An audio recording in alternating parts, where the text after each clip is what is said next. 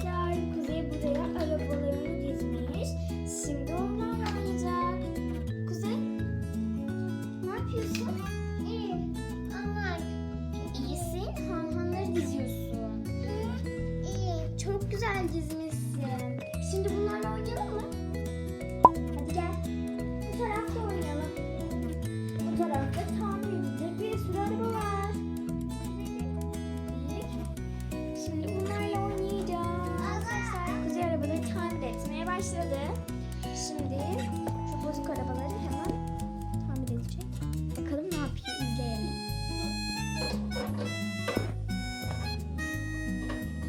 Yukarılarda oynuyor.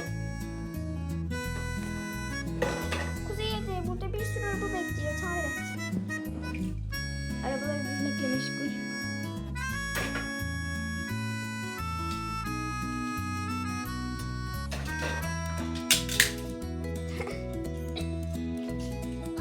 Şu aşağıya diz.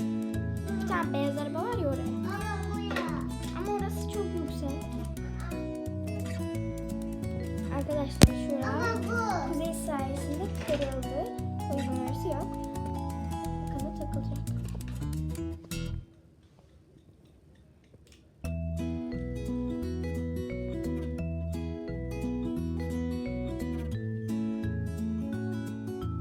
Şuraya helikopterini. Helikopterin uçuyor mu?